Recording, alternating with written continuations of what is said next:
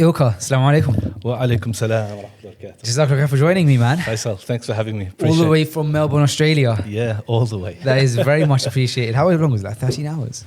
Yeah, well, it was 20 to get to Istanbul, and then from Istanbul we popped in for an umrah with the family, and but yeah, it was on the way from Jeddah. It's only a short trip, a couple of hours. Alhamdulillah. Yeah, Lovely, man. yeah, alhamdulillah. Right, let's get down to business. Yes, business. You're a psychologist. You've been a psychologist for over 11 years. Just 11 years. Yeah. And a clinical psychologist candidate. What is clinical psychology? Okay, so psychology in general is the field where thoughts,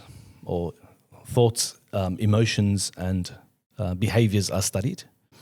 And then clinical psychology is the therapeutic application of that in a clinical setting.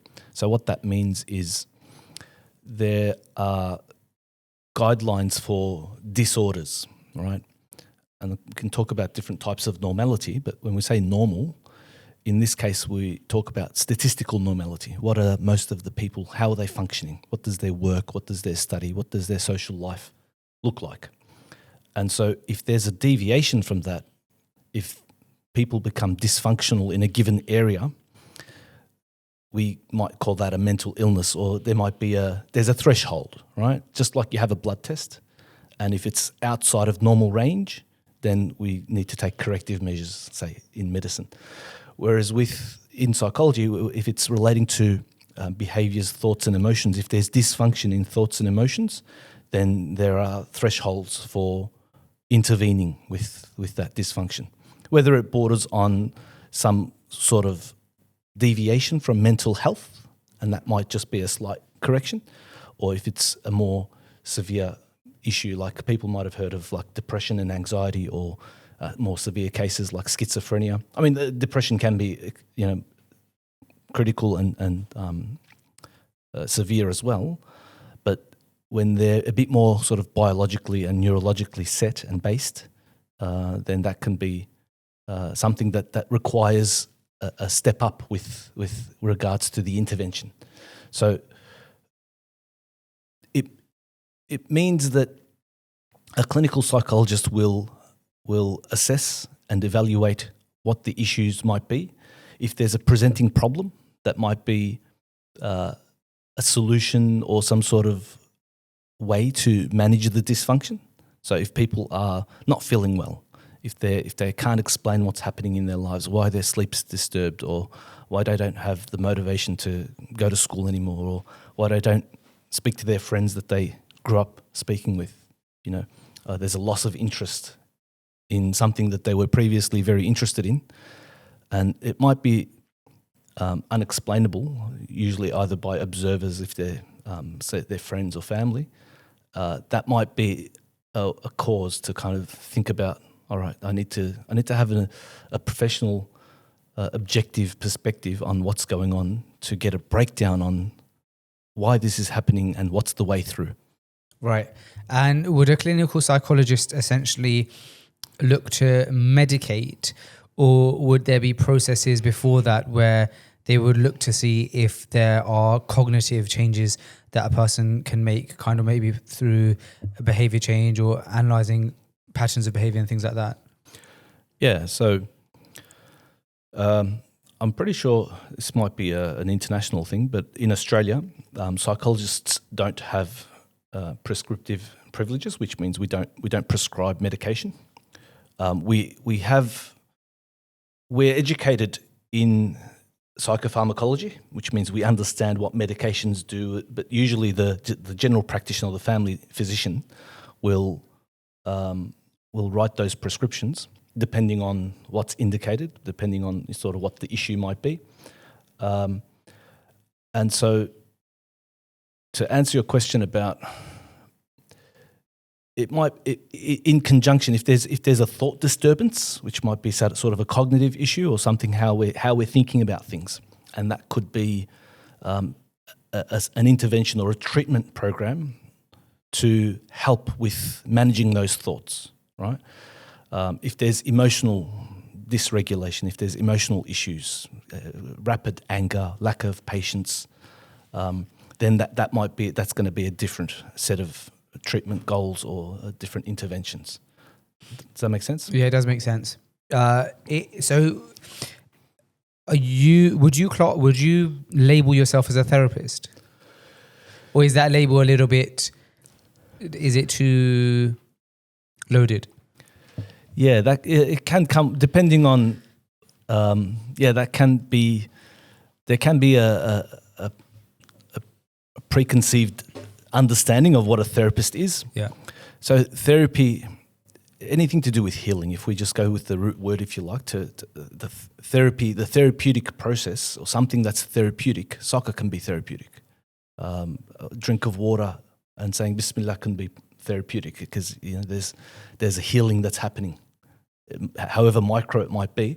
But when it comes to the clinical therapeutic process, it's about the scientific method currently. That's kind of there are some decolonization strategies and things coming to the foreground, but as a baseline, we take a measurement. So it's a scientific method. You measure before, and then you do some treatment and intervention, and then you measure after, and then you see how things are measuring midway as well. And that could be measured through questionnaires, through interview and just having a therapeutic conversation, talk therapy. But the image that might usually come up is the psychiatrist session where there's a clipboard and the patient's lying down on the recliner and tell me about your childhood and and there's. But you kind of do that as well, right? Yeah, that plays a role. That's sort of that's part of it. That's just been popularized, through media. But that's essentially what it is. It's just about an honest conversation about what's going on and trying to connect some dots to help the person understand, to enable, to sort of provide a mechanism, a way for people to understand what it is that's going on. And when I listen to information, for example, if I'm having a conversation, I'm able to sort of listen to the biography, to the life story, whatever it might be, and I can use. I'll explain this in a second, but you might have different frames, and I can look at that with different frames, and connect some dots.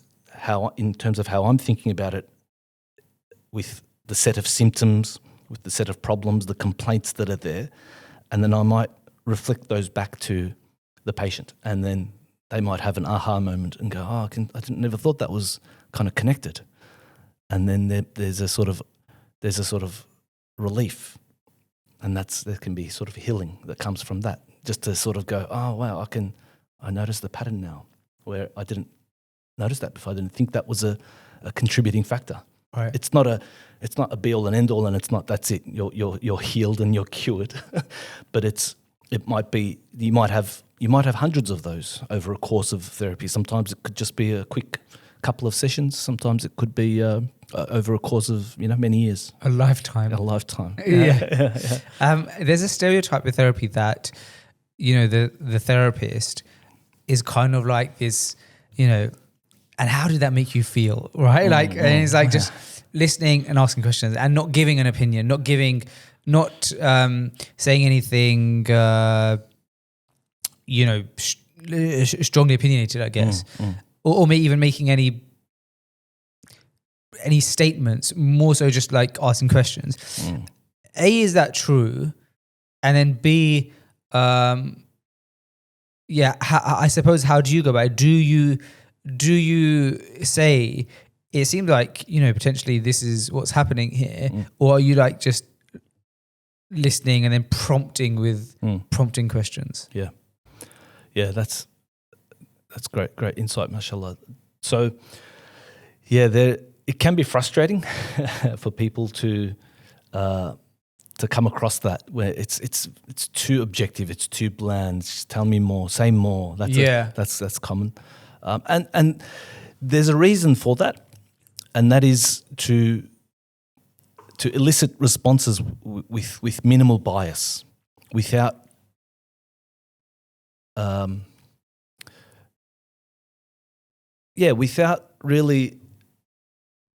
without putting words in the patient's mouth, without putting thoughts, you wouldn't say, that sounds like trauma. Is that trauma? That would you sort sometimes it's patients what you want, right? Yeah. There is a relief in that. Yeah. So and this is the beautiful thing. It's a conversation. It's a unique relationship when you have a relationship with a therapist or a psychologist. A licensed and registered psychologist would have the ethical considerations and understanding to really come at the questions and come at your case from a personalised point of view. So rather than just a template and go, let's zig and zag depending on the decision tree, and if I tick this box, then we go that way. If we don't, then we go the other way. It's more of a, you tell me. Like if you work through a few things, like I've got family issues, I smoke occasionally, and I don't go out, and whatever it might be, X, Y. If I go into the bias and just focus on your tobacco use is problematic here. Yeah. Let me ask you more about that. When did you? It could be frustrating because you might just be here for social dysfunction, and I'm focusing in on let's get you quit. That might not be what you want. So the questions that are sort of peeling back the layers, it's explorative, it's compassionate curiosity, to ask questions that are going to reveal more about the situation informationally for the therapist and also for the patient. I say patient. The patient and client is interchangeable. Client is a more commercialized version of that. But I like patient because it's a noun and it's an adjective, Yes. We're patient through the process and we're also called patients. I like that. A client feels like very capitalist. This is my client. That's it, yes. Money bags. Yeah, exactly. Yeah. In your 11 years as a psychologist, what are some key themes, or what is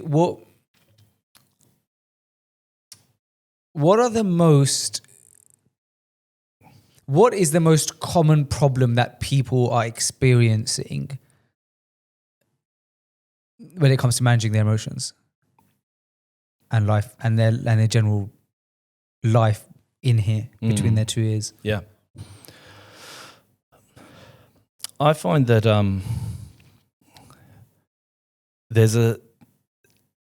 it's sometimes you have problems with identifying. I find that people have trouble, especially sort of younger, younger people and sort of even people who have come up a certain way have difficulty identifying the emotions initially. Our if you like, our vocabulary is kind of limited. Because it's not something that it's not in our daily vernacular to kind of describe shades and colours and hues of emotion. And even there are some academic conversations and arguments that language can't even describe human emotion. It's not rich enough to sort of describe the complexity of a quick emotion, of a given emotion in a moment. So initially, it's sometimes people have difficulty just identifying that emotion. And then the other problem that I find with emotionality is once we've identified an emotion, it can be there can be a sense of stuckness. People get stuck. Okay, now that I know that I've got impulsive issues, or I get angry very quickly, or I get jealous. Now what? Sort of there's like Or it becomes the end of the story, right? They come to the conclusion that I'm just a jealous person, and there's that can be sort of an external thing, or it's an internal thing. It's something that they've reflected on and arrived at that conclusion themselves and painted themselves in that way, and it could be an incomplete picture. It could well be that they're a jealous person, but it could just be they're jealous on this issue, or they exhibited jealousy on that instance, not necessarily across the board. It doesn't make them blanket jealous. And I think those distinctions, those nuances around emotion have been sort of outside of our daily conversation, because it's sometimes our conversation is simplified, and depending on the word clouds that are forming around our social gatherings, it's hard to break through that. It's hard to go against the grain. If everyone's just talking about, tangible, practical, material, and pragmatic things, let's get it done type thing, it's kind of it'd be out of place. It might take a stronger character or someone with lack of self-awareness to just start, babbling about how I feel about this, and describing that in different ways. That might be a reflective practice. So the skill of identifying and describing the process of emotion becomes important. So that there's a life cycle to that emotion. If we think about like any organism, there's a plant, there's a seed. It goes in the ground, it weathers the storm, it gets water and sunshine, it grows either healthy or it's malformed, and that can be either corrected or not over time. And likewise, emotions, they might seem pretty random. Not every emotion just is deeply entrenched in the past and development, but often they are. And we've all sort of maybe heard about temper tantrums, like young kids have temper tantrums. Parents or uncles and aunties will recognise that that's a strategy, because what ends up happening is a kid will have a temper tantrum because they don't know how to handle a given situation. They haven't worked out certain levers and mechanisms of life to communicate their frustration or their the lack of justice that might be going on. The fairness. He's got one, I want one too. Why can't I get one? Or having to hear the word no when they ask for something, because they hear that a lot growing up, right? So the natural inclination is just to have a mini meltdown, and over time that works. That's an effective strategy, because even if you don't get what you want, you get attention, you get connection, you get spoken to, you get eye contact, and that's rich. That's rich interaction. And what ends up happening is that becomes the go-to strategy. Just like if someone doesn't like how their peers are behaving and they behave aggressively, or there's a sort of bully mentality, they become combative or they resort to violence, say in a school setting. That works because people are scared. He's the toughest in the school, this sort of thing. And then you've got a build-up of that. There's no sort of life skill to transition that person from the school environment and those strategies, those coping strategies around their emotions, to adult life, because you can't have a meltdown sometimes at work. You can't have a tantrum in the same way to get a promotion or to work on this project or whatever it might be. And so that there's a stuckness with emotions that we sort of need to see the entire lifespan of that emotion, if that makes sense. Yeah. If somebody does feel an emotion like jealousy, so a negative emotion that they don't like, they find themselves feeling this emotion, what kind of questions should they be asking themselves?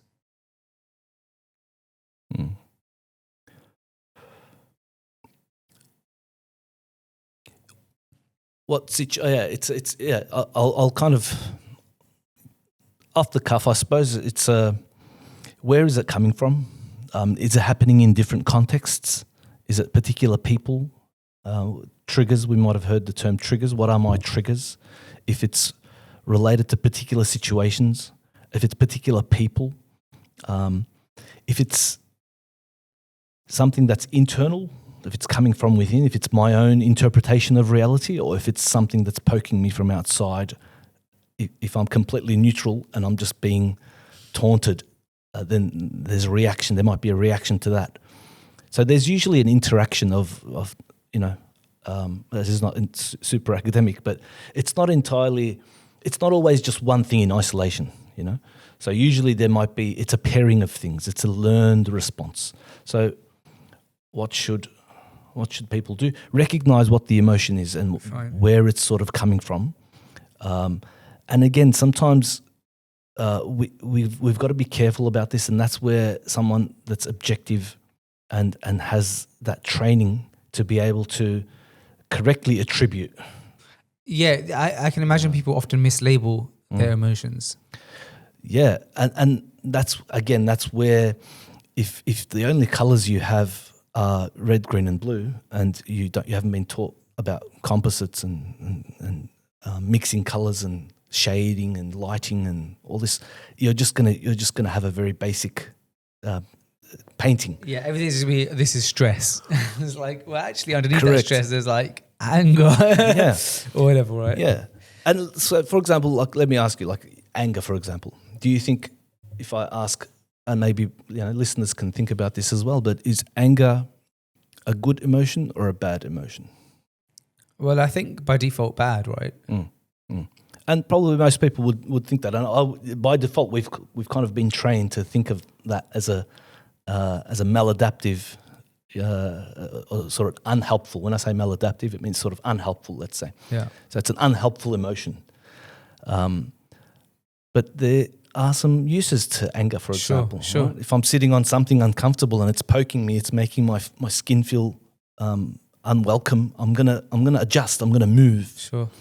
If someone in front of me is making me angry, I'm either gonna work towards corrective verbalization, or I'm gonna move myself away from the situation. So it helps mobilize. So even anger has utility, and the anger that becomes maladaptive, that becomes problematic, is when things escalate to like violence, or when it becomes when we work towards sort of negative coping mechanisms, or they turn into behaviors that are not good for us or for people around us. I did want to touch on anger. I guess we'll circle back to it because it's kind of in connection to something else I wanted to ask, which really is like the big question, actually. If there was one point I would like to have made in this episode, and it was the only point, it would probably be this. And it's something I'm intrigued to ask you about. So when we met a few months ago, I think the reason I found you so inspiring is because not only are you a psychologist and somebody who holds consultations and does therapy, but you're Muslim, right?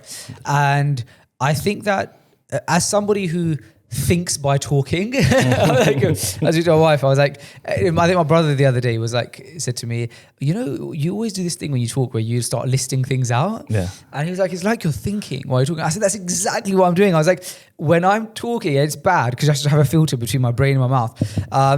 But when I'm talking, I'm often actually just thinking out loud. Yeah. It's not a finalized decision. It's not the full form, right? Right. And so that's often weirdly how I process things is by talking. How I think about things is by talking.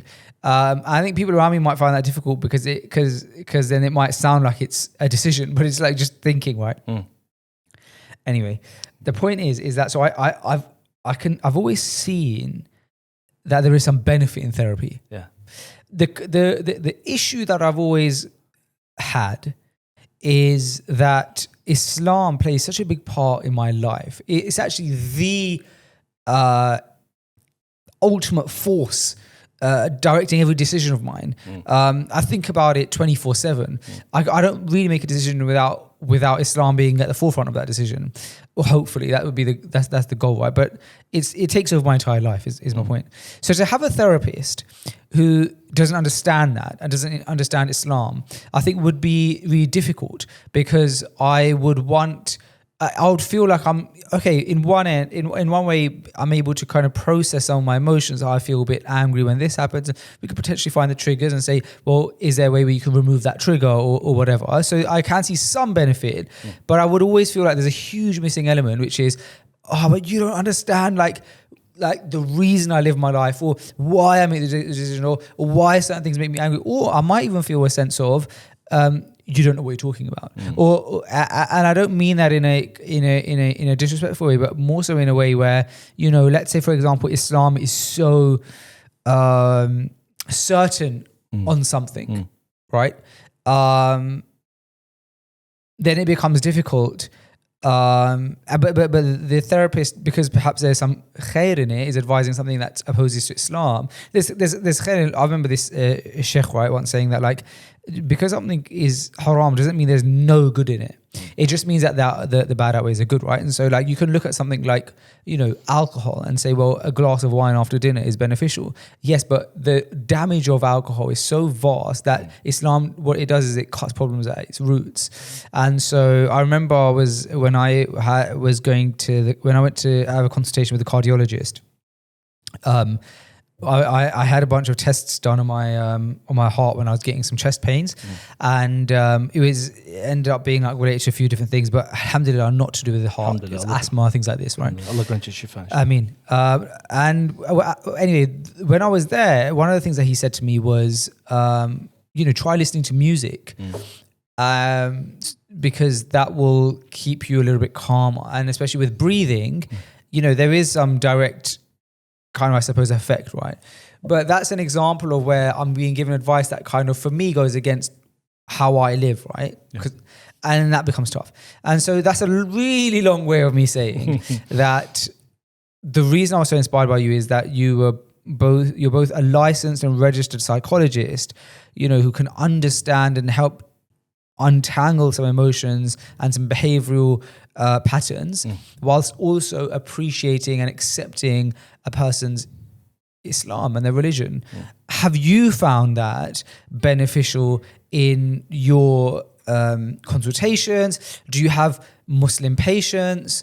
Do you take that Islam into account with those Muslim patients when you are consulting them? How does that kind of whole relationship work? Because I know that Islam is also important to you in your life by default, right? You just come back from Umrah. So that's the question. Yeah. So it's again very, very nuanced understanding, mashallah, on your part. And what a therapist, a given psychologist, regardless of their background, there's always going to be some bias. There's always going to be some subjectivity. Because as human beings, we're subjective in the sense that, as human beings, we're subjective to the point where what our worldview might be, what our attitudes are towards various issues. So, as a general default, sort of with normative practice, I should say, it's not something that I bring into the mix, of course, unless there's a value-based presentation, or it's requested from the patient, the person that's sort of seeking my services, if that makes sense. So I work out of Melbourne. My patient base is,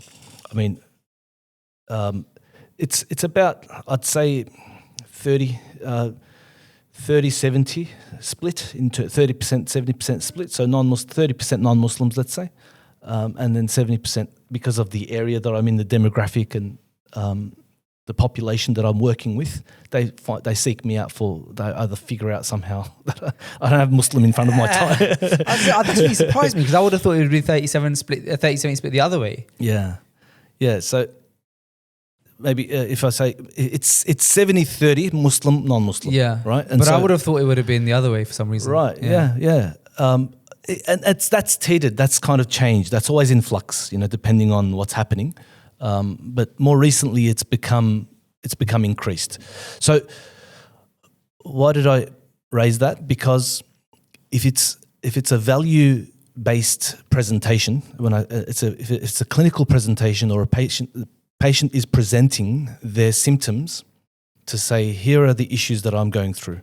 If it's related to Islam or spirituality or religion or faith, then we can incorporate that into their understanding, whether they're Buddhist or Gnostics or Christian, whatever it might be.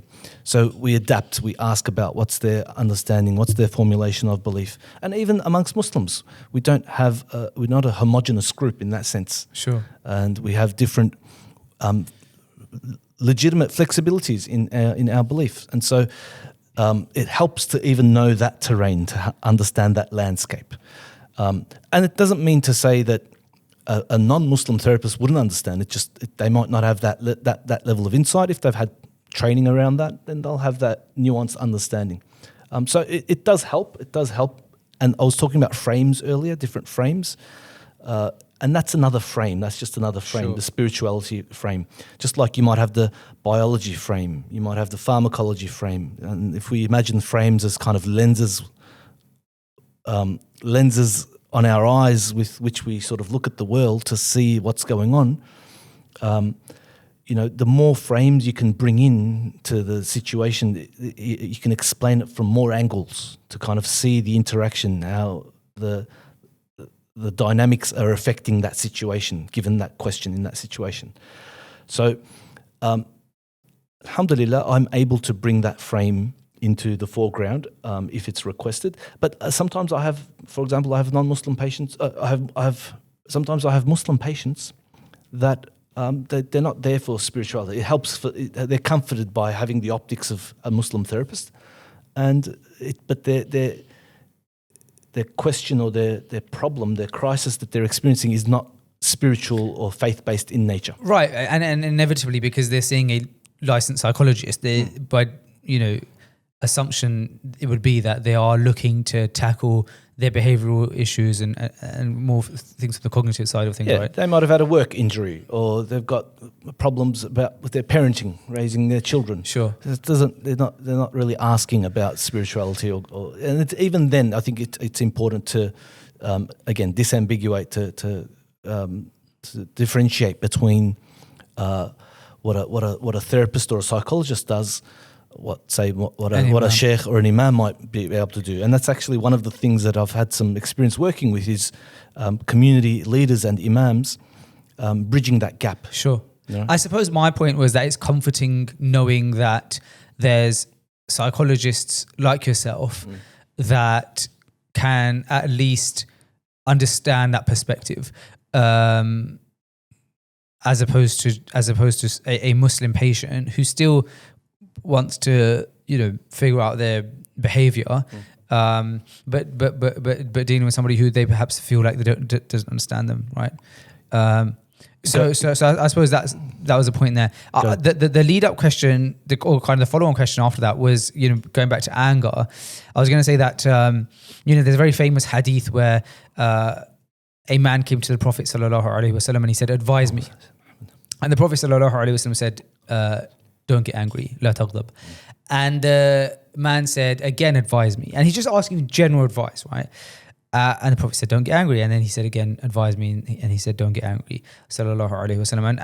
And the scholars have kind of interpreted this, in general, you see in our religion through the Quran and a hadith that when something is repeated numerous times, sometimes specifically 3 times, that it emphasizes the importance of that advice, especially considering the Prophet sallallahu alaihi wasallam was asked for general advice, and he kept saying, "Don't get angry." So we know obviously anger is like a huge issue, can cause a lot of damage, that you can't take back, and is a big problem. My question was going to be, is how much of that do you see in clinic? Anger being an issue, or being like the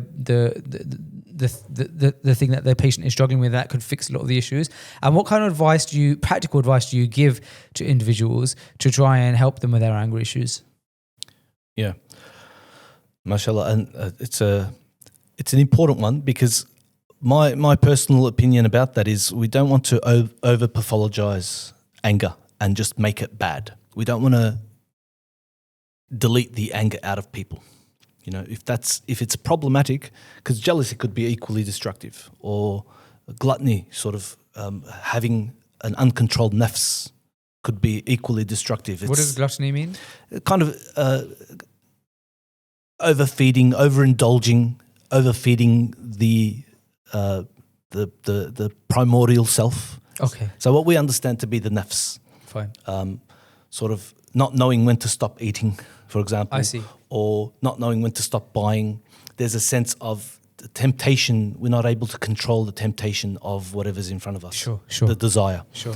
But coming back to anger, again, it's important because it has connotations, how we understand that. Anger management comes up. We always seem to manage anger.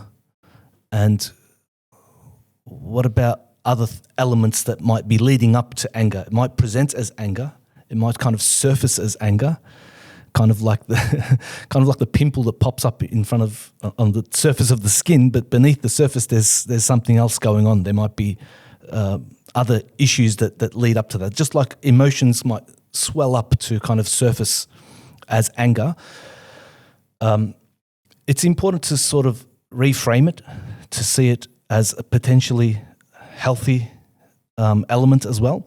But I generally go with the idea that emotions are signals. Emotions are messengers. Emotions tell us about especially something like anger. It's an indication of either something we're observing is wrong and we're angry about that, whether it might be explained by our sense of justice or what's happening. It might be a moral issue we might be objecting to, but it could be something that we're disproportionately observing as well. That there's I'm unnecessarily becoming angry, or it's disproportionate because if it's related to my inability to process stress, and I'm responding with anger, then that's not gonna help the situation. So it's about how we can utilize the signals and the mechanisms, how those signals can inform us to make better decisions. Because if I'm deciding because of my anger, deciding on a course of action that's going to be destructive and unhelpful, then we can, instead of just removing the anger and saying, okay, let's just delete that emotion and focus on something else, we might want to think of our anger as informing us to make a better decision in that situation, because it's prompting us to have a kind of again, whether people are religious or not, there's a discomfort with the soul. Yeah, there's a discomfort with the soul, and that reaction is prompting discomfort. And if we explain and we understand what that discomfort is, then it gives us an idea if it's internal, if it's external, if it's within our influence, if it's outside our influence, if it's something that's it's a system-based issue, or it's a societal issue, or it's an individual issue, or if it's just a pet peeve, something that I don't like, if it's a preference, if it's bothersome, then that can give me some clues about how I might manage my own anger, my own response, my own relationship with anger. So it's a process again. It's not a like anything. It's not a single quick fix, unfortunately. But it can be effective. It can be effective. But is it a common theme in clinic? Yes. Common. How do you mean? Explain that a little bit more. I suppose, like, I have, for whatever reason, preconceived ideas of the common themes that would come up in clinic. Anger is quite high on that list of things I imagine people to speak to you about, and that preconceived idea is from absolutely no data at all. It's just like what I'm assuming. But by putting a podcast mic in front of my face, I have the authority to just say random things. Why not? Anger, I would imagine, being a big part of things, and stress, and erraticness, is, if that's a word, addiction and things like that. So that's why I want to ask you about a few of these things, but anger is what came to mind as really like the number one thing I would imagine. I suppose, like, really destroys a person's emotions and can ruin their day and ruin relationships and things like that, right? So I would have imagined that to be a theme that comes up quite often. Yeah, and sometimes it helps to even question, and that's part of what a psychologist and a therapist will be able to do. I'll say psychologist henceforth because it's just easier for me anyway, but it helps to kind of explore that preconception, explore that question if anger is really anger, if what we're describing as anger is actually anger. Maybe it's discomfort. Sure. Maybe it's just panic. Maybe it's just inability to tolerate distress, and it might not be, or it might just be the absence of luxury. It's just a bother. It's just a, it's just unpleasant, and we're painting these experiences, they're all very unique, with just sort of this blanket anger term. So it's good to explore that. And then if it is indeed anger, if it does become a point of anger, then there are sort of ways to kind of work through that, and we described a couple of those. But I think an example might be useful, Fine. to help sort of bring it, give it some form. But we might say, like, if there's can use sort of a work related issue or a school level child issue, or I don't know, like an adult concern, maybe like a relationship issue. If there's anger within the relationship,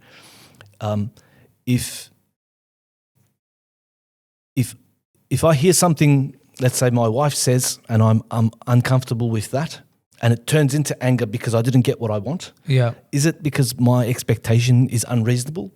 Is it because she's unreasonable? Is it miscommunication? Is it misunderstanding?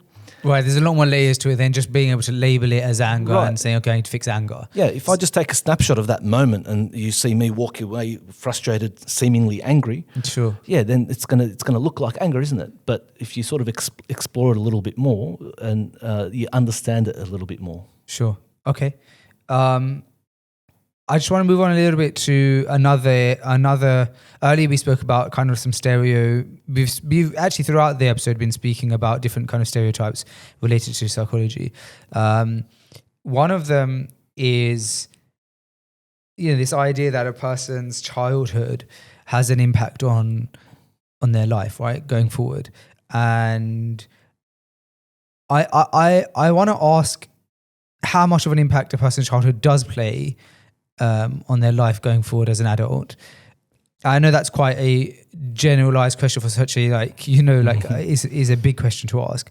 So answer it as you feel necessary. And then secondly, whether that's over exaggerated at times, whether we lean on it too much, because my childhood was like this, I'm like this, and almost like having this idea that I cannot change. That was kind of what I had on my mind. Yeah. I'm not current on the data of the prevalence of disorders that stem from childhood. I mean, trauma might occur. Something like antisocial personality disorder has a very clear trajectory. It starts off as, let's say, it's either conduct disorder, and then before conduct disorder you have, oh gosh, it slipped my mind. It's got to happen, right? Yeah, it has to. I forget the most basic words as soon as the mics come on. I was like umming and ahhing, and it's like the word is like the most basic word. Yeah, there's an O in there. It'll come to me. But oppositional, that's what it is, oppositional defiant disorder. And so you have opposition and defiance when kids are younger, and then conduct disorder is sort of when they're just under 18, and some of this will be incorrect, so we'll work on that. But and then that can become, in later adulthood, that can sort of stem into antisocial personality disorder, where there's, it turns criminal. So in younger years it might be harming animals and living things, disregard for law and systems and structure, and disobedience. And that can be corrected through disciplinary means or whatever it is. Maybe not. And if it's not, it can sort of progress into antisocial personality disorder. And that's the one that has a lot of a criminal consequence. Sure. Right? People act out in society, and they're there's a punitive consequence by law or imprisonment or just lack of societal reward, not making enough friends, or being argumentative and combative, or being manipulative. But how much of that might be a sort of a more common thing that comes up, like you said, is if something happened to me when I was younger, because I can't turn back time and I can't relive my childhood, there's a sense sometimes that this is me. This is what happened. I might tend to think I am what happened to me. this was my childhood, that childhood has cemented.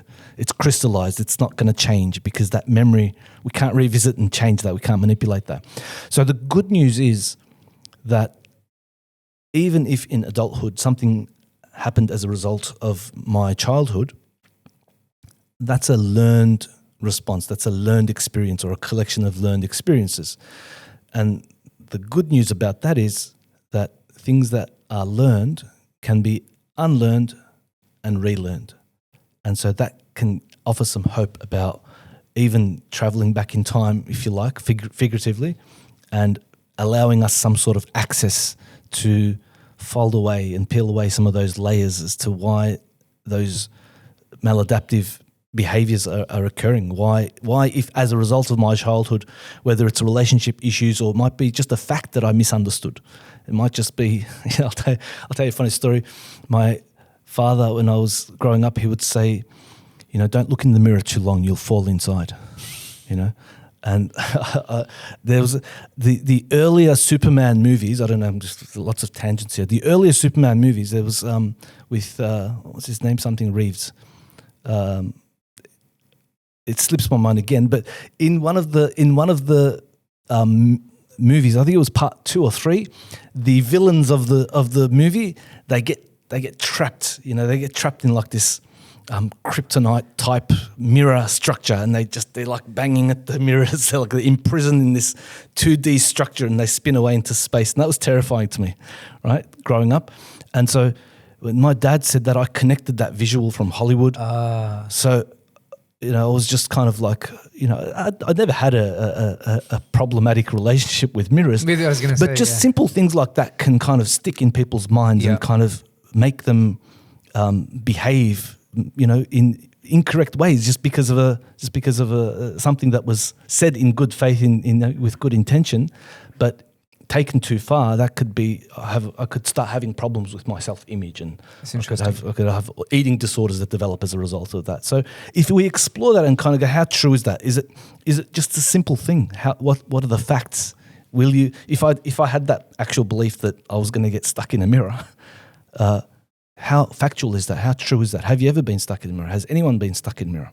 And just undoing that factoid, that misunderstood fact in the mind, can sort of be so liberating to kind of go, oh my God, I can just look in a mirror and just stay and just reflect. No pun intended. What if somebody has, so you kind of, in a sense, what you're talking about is irrational fears, right? And there's a guy that we know who is talking to us about a family member of his who has a fear of motorway driving, to the extent that he will, make his life quite difficult sometimes to avoid the motorways. And, he was saying that it's a little bit of an irrational fear as well because nothing's necessarily happened. So in that scenario, if a person says, okay, I know that I'm not going to fall into a mirror or whatever, but still I have the fear. Where do you go from there? Yeah. And again, there's levels of this, levels of severity, let's say. So if it's a generally, I'll simplify. If we sort of have this, either we approach or we avoid. Right. So approach, we move towards, or we avoid, we move away. There's withdrawal. Yeah. And the more we withdraw, the more we're reinforcing to ourselves that that's helpful, that's useful. We're teaching ourselves and we're learning that this is going to be helpful for us. And we do more of that, but it might be harmful for us. So the more avoidance there is on a motorway, or the more avoidance there is of looking into a mirror, that's going to teach me that, okay, what you're doing, how you're thinking about it is safe. It's keeping you safe, because the brain comes from a sort of survivalistic mindset, and it's trying to keep us safe. So any inclination of safety or risk or danger to the self, we justify that somehow, even if it's wrong. Okay, I actually want to double tap on this idea of avoidance with you, actually, because it's a theme that seems to have come up quite a lot. Recently in the podcast, we had Imran on, and he spoke about reading a book about avoidance. He said he's someone who is an avoider, and I've heard a few times recently about avoidance from a psychological perspective. Can you just give us a little bit more insight into what avoidance is and how it's connected to psychology and to people day to day? Yeah. So sometimes our upbringing can we all come up in a kind of curriculum. We've come up in a structure. We've learnt things. Not necessarily a formal educational curriculum, but the people that we're around, the upbringing and the life experiences develop us to learn certain things. And those certain things about when we have this idea, I'm going to come to this idea of pleasure and pain, for example, right? We seek pleasure and we avoid pain. And that's a natural thing. But what's pleasure and what's pain? And even again, our conceptualization of pleasure and pain is somewhat tarnished. I'll say it's tarnished, and some might even say it's colonized. Right? like if I'm sitting down on the floor and it's hard and the carpet's very thin and it's hurting my joints, I'm going to find a seat, I'm going to find a chair, I'm going to find a nice couch. Sure. But if I'm in Salah, if I'm in Taraweeh, and it's a nice long surah, or the reciter's got a beautiful voice and the imam's making it pleasurable, that standing, that knee, the knee into the carpet and the hard floor is going to be worth it. I'm going to tolerate that.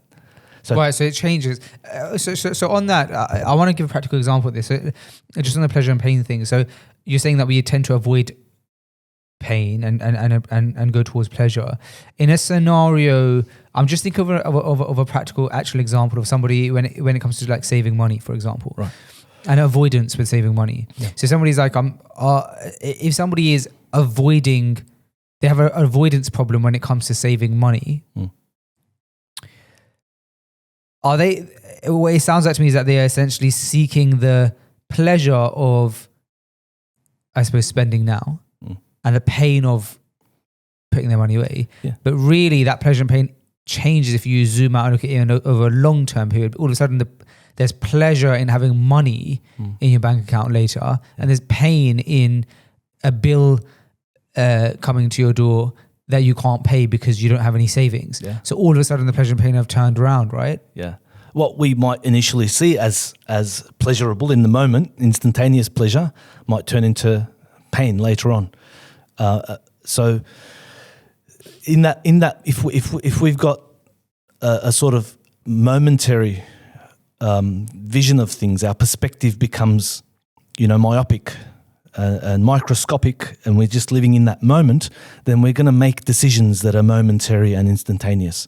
And that's going to be, if we're sort of relying on what we feel, what feels good, if we're just sort of going on, sometimes it taps into a little bit of hedonism and what makes us feel nice. And it's not always what's best.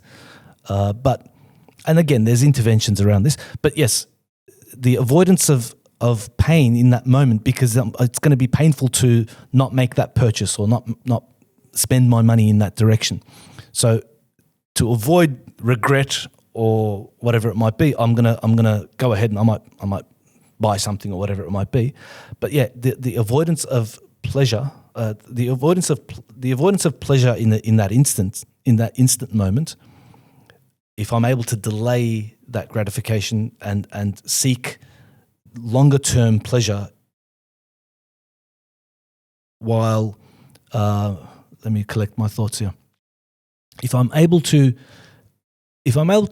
delay the pleasure in that moment, then I'm going to experience potentially, if I see the longer term, the more sustainable pleasure, even though I might experience instantaneous pain or discomfort, then it's going to be better for me in the long run. Yeah. So it depends on the perspective as well. That's important.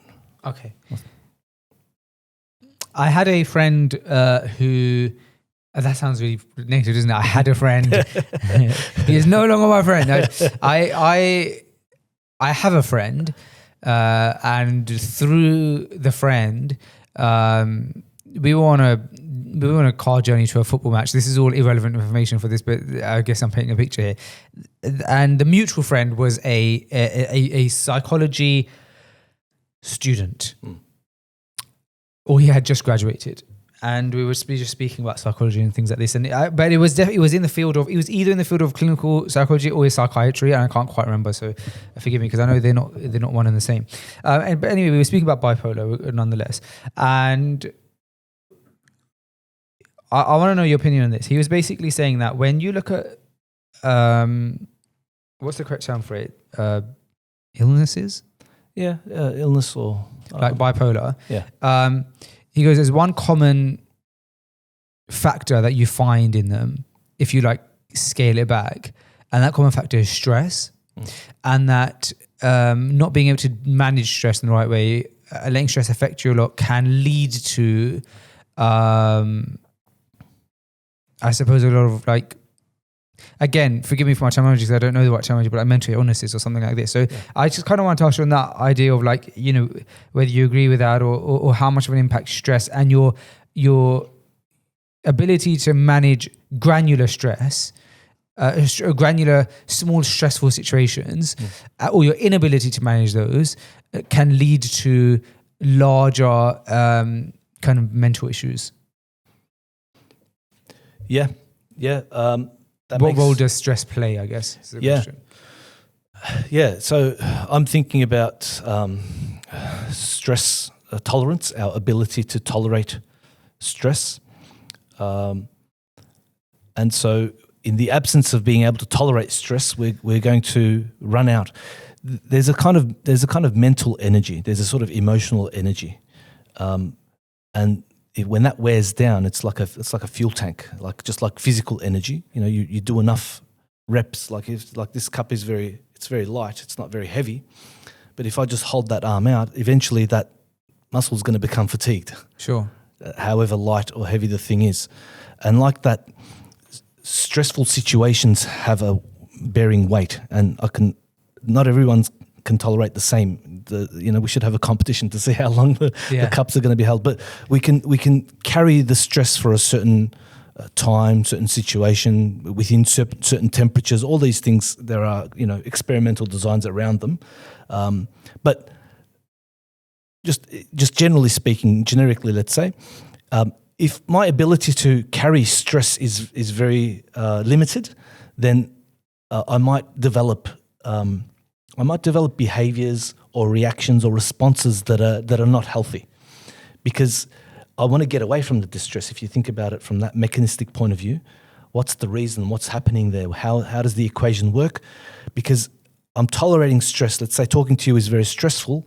I might want this to end, and that might not work. That might not be the best thing, right? But at the moment, in the sense that if I'm able to tolerate, if I'm able to build that up, and it's a skill like any other. It's a muscle like any other.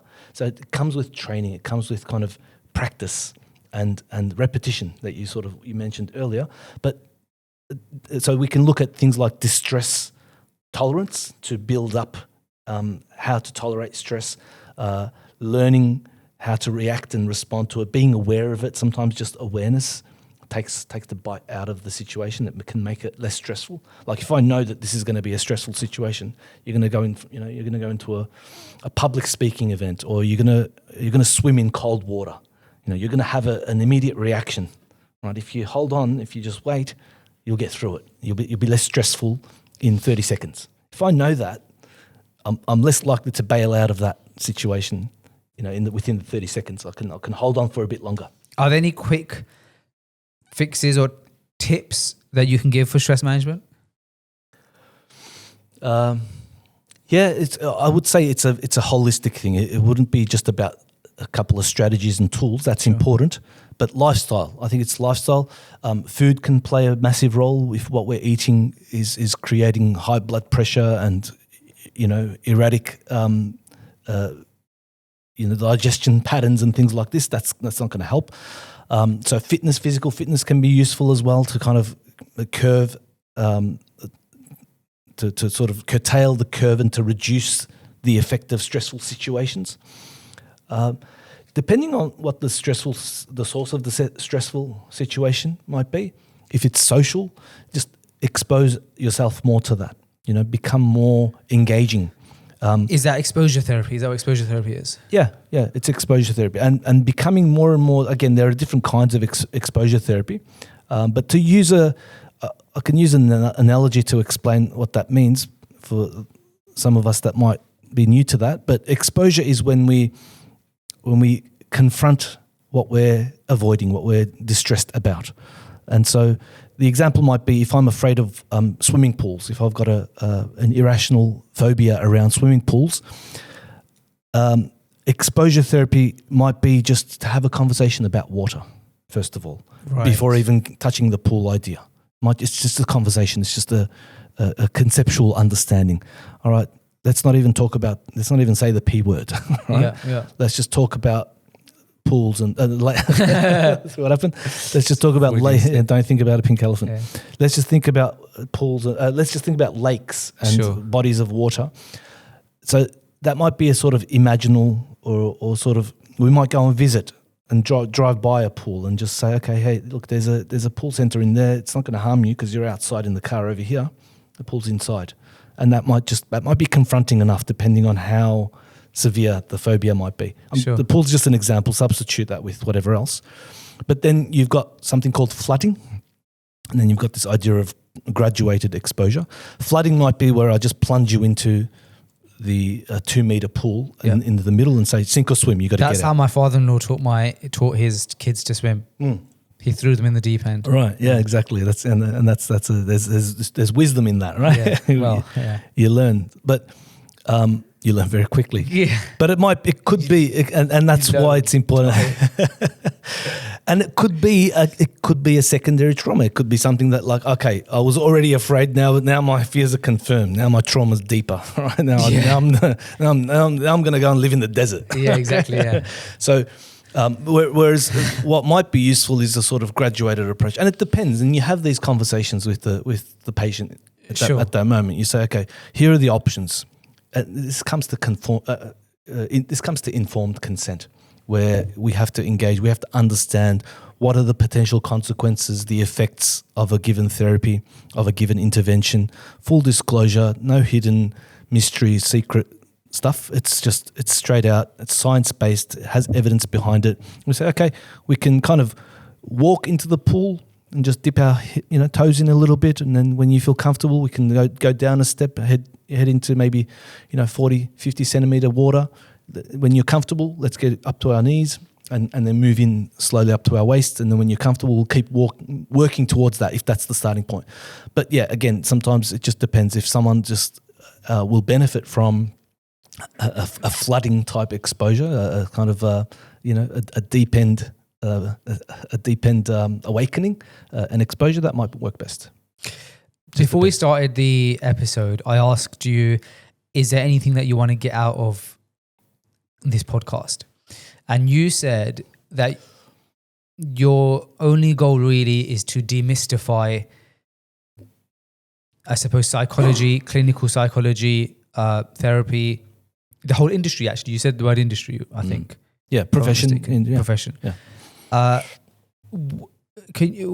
What does that mean? Why do you want to demystify it, and what do you think are the current preconceptions that this profession has? It's interesting because we kind of come from a culture of reflection and being open to and compatible with advice and corrective behavior. And that's kind of what healing is sometimes. The therapeutic process helps us understand what we could do better. And the beauty of that is it's already baked into us. It's already part of our firmware as Muslims, alhamdulillah. In modern terms, it's a little more stigmatic. There's a bit more taboo involved with going to therapy. I can easily tell you about my dental appointment or if I've got a doctor's appointment, if I'm having surgery, we can easily talk about these things, but it's hard to say I've got an appointment with my psychologist, I'm going to therapy. It's not, we're breaking up that stigma slowly. And I think, I guess my hope would be to destigmatize that process. And often I'll get patients that come in and it'll sort of be, I don't know how to start. I don't know what's going on. It's a very novel situation. It's understandable. They're in a room. Sure, there's a sense of trust because you're in a clinical practice. There's forms. There's a formality that comes with that, where sort of the authority is kind of there, built into the process, if you like. And the approach of how to start, where to start, it's understandable because you're talking to a stranger. There's not yet rapport built up. You don't know where, it's a foreign process. You don't know what to expect, what's going to happen next, whether what I'm going to say is going to be useful or not. And so it just helps to just, first of all, just know that it's a human connection. It's just a human relationship. It's just a frank conversation between two people, and the person is an expert of their lives in the sense that they've lived through their own experiences. And I might be an expert in psychology in the sense that I understand I've got information that you don't, and I'm trying to share that information with you so you can combine that with your life expertise. And so it's just about making it more accessible and understanding that we come from a tradition of healing and self-healing and mechanisms of reliance, and that therapeutic approach is kind of baked into our lives. So I guess it's more than just myself. There are efforts all over the world, mashallah, giants that have paved the way to reviving the therapeutic practices beyond just biological medicine, beyond just a doctor's appointment and some medication. That's important. That can be indicated, but it just helps to have. It can be. You can think of it like a coaching type relationship. You can think of it like a mentorship kind of relationship. It could be just some guidance, just to understand, just to have a sounding board. It doesn't have to come from a place of pathology and illness and problems. It could just be, I'm living a good life and I just want to know how to make that better. It doesn't have to be, I've got a bad life. How do I get from bad to good? That's an important question as well. But just like we go to the gym, I might go to the gym because I have flaccid muscles, but I might also go to the gym because I have muscles that can lift 50 kilos and I want to lift 60. All right, so it's or even maintain your strength. Depending on the fitness goal, everyone's going to have a different presentation. Everyone's going to have a different training goal. Everyone's going to have a different therapeutic goal. So, if nothing else, I would say do it more than even once. Just to give it a try to see. Because why I say more than once, because the first impression you get might not be the best. It might not be a good sample. You might not gel with the person straight away. So rapport and, the conversation might not be as you expected. It might not be as illuminating as you expected it to be, and it's okay. But it's important to kind of persist and stay on track and continue to pursue it and not make black and white judgments about that one interaction that might be isolated because the therapist had a bad day, he was in a rush or something, and he had to just kind of ask rapid questions and cut to the chase. Whereas someone who's and that could just be attributed to something as simple as that. You don't want to make your therapy decision and impression based on one interaction that might have gone right or wrong. Sure. Yeah. I think that that there's also a lot of taboos, especially in our culture. This, I think, actually being one of them, right? Therapy, psychology. Speaking about your challenges, your mental challenges, and I think there is definitely a push in the right direction, as you just said, like where people are being a little bit open to it. Especially we're living in unprecedented times. I suppose all times are unprecedented, right? Because like that's like the literal definition. Like this moment right here has never happened before. Yeah, exactly. Yeah, It's unprecedented. But you know, but we are living in unprecedented times, for lack of a better term, It's true. where the world is moving so fast. We have the internet, which means that everybody in the world is accessible in one room, which has never happened before. And things like that. And there's a lot of stress. There's a lot of we have so many hundreds of ingredients in our food. We have hundreds of people we interact with on a daily basis because of the internet. We have so much happening so often, and then at the same time, we still have the same things happening as when there were simpler times. You have a individual relationship with your spouse. You still have a relationship with your children, your parents. You have a relationship with finances, work, and so you're still trying to manage that and manage the noise. And so inevitably, we only have one brain, right, and like one body, and sometimes these things can become overwhelming. And I think for a lot of people, untangling a lot of that or putting systems in place can be helpful. One of the taboos that I wanted to speak to you about, which I think is a real big issue in our community that's often not spoken about. We actually had somebody on the podcast some years back. Kareem, who is it that we had on the podcast all those years back to talk about pornography addiction? It was Ustad Yusuf Idrisi, yes. And they were from a particular organisation. I can't remember the name. Yeah, but it was a really impactful episode. Huge, like just such a powerful episode that I think benefited a lot of people. And it was one of our most viral episodes. We had some of our most viral clips came from the episode.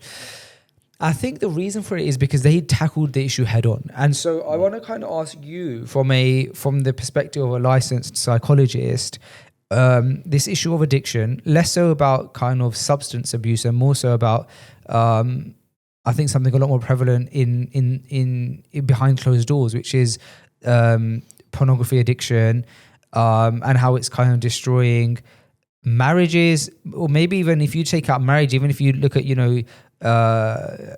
young people who are not married, but getting in the way of their daily lives, getting in the way of their faith, getting in the way of their productivity. How does one from a professional angle begin to even untangle that addiction and help a person see light at the end of the tunnel and realize that there is a way out of that addiction?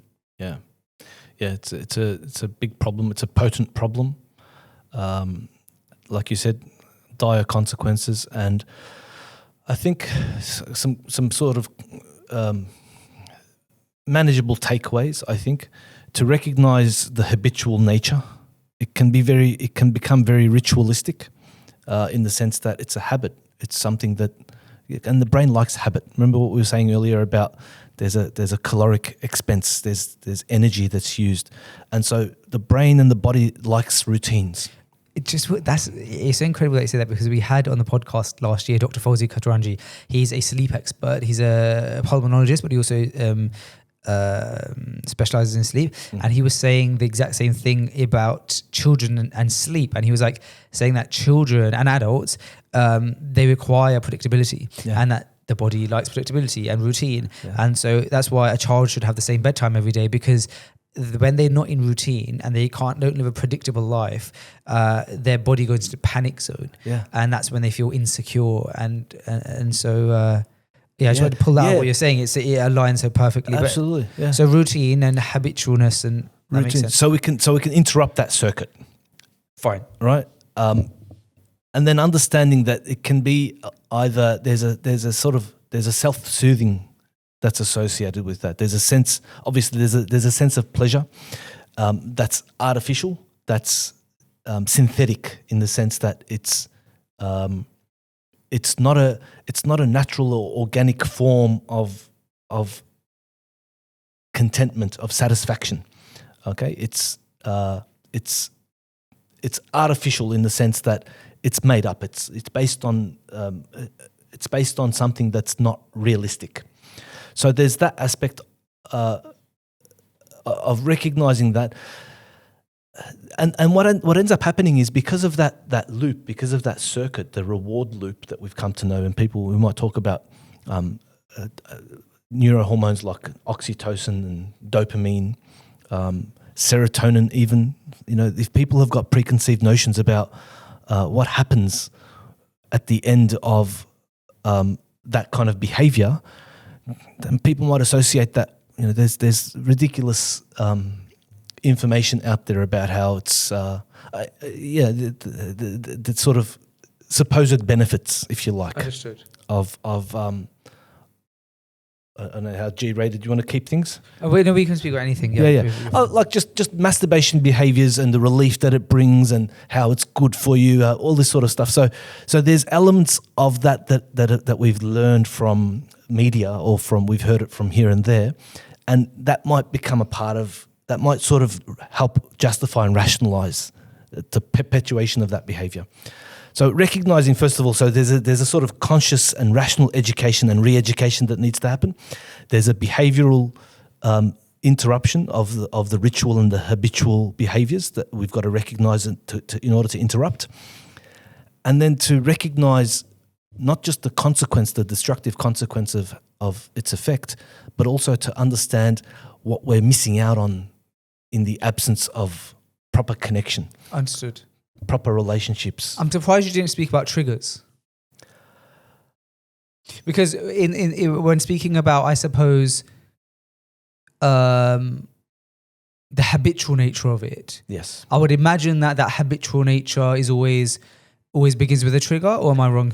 Yeah, that circuit, the circuitry has to start somewhere. But that trigger for someone could be prompt them to lower their gaze and find a distraction and to allow that thought to happen, let's say, to enter the mind and say, okay, I know what that is. I know how destructive the rest of this loop is going to be, knowing the beginning and the end of that trigger. Okay. Or it could become, okay, I'm triggered. I have to go and behave according to that. There's a sort of compulsion that comes with the thought, right? So if we allow that thought to enter, that trigger could be a fork in the road, depending on how we frame that. But yes, you're absolutely right. It comes under that circuit or that loop, the groove that's been dug over many, many years, usually. Yeah. Because you hear a lot of shuyukh when they speak about this, speaking about identify the triggers. If that's you being home alone, if that's a particular environment that you're in, and the story of Yusuf alayhi salam, who ran to the door when being seduced by the woman, despite the door being locked, and the metaphorical nature of that visual. Despite the door being locked, your job is just to run. Right. Yeah. And the door will get open, don't worry, kind of thing. So it's like when you sometimes think, oh, well, I'm in an environment, but first of all, run, essentially. Yeah. I'm in a metaphorical state. I don't mean literally physically run, right? But I suppose that's what I was like getting at. Yeah, and I think it can be, a given trigger might have a very different effect on someone, and those factors are important as well. And I think it just depends. Blanket advice or information about change your environment or don't stay alone or whatever it might be, because your company could become the trigger. Sure. You might hear an off-cuff remark or comment, or just anything could be a trigger. Only you know your triggers. So it just depends on, like, if I make a comment about something I saw, if I reference a movie that I watched, it's just completely neutral and completely unstimulating to me. It might prompt or provoke a response in you. Sure. That could be a trigger for you. So the environment is important to navigate ourselves, but we need to sort of do our own accounting of that and the effects of those. Okay, so just to bring you back on track, so you said the habitual nature, the re-education, and then I can't remember the third one. Just to sometimes recognize not just the impact and the consequence of that. Yes, that's what you're saying. Yes. But also to recognize that What you're missing out on. What we're missing out on. Yeah. You know, the negative consequence we know. Consequence is sometimes even that word can come with its own baggage. But there's positive consequences that we're missing out on through real and authentic connections and relationships and fulfilling bonding and attachments that we might otherwise develop. So even if they're very simple interactions, you know, on occasion here and there, with could be a loved one, it could be a romantic partner, could be a husband or your wife, but those little interactions build up over time. Whereas when we think about the various the pockets of times where we've slipped up and we've fallen into sin and inshallah made istighfar, those are not only not connective, but they're disconnective. There's no benefit to them other than it being a very potent draw to keep us in that loop. Sure. You know? It says here that one of your specialities is relationship issues and family and narrative therapy. We haven't spoken about that today yet. Relationships, marriage, things like that. Do you ever speak to couples together?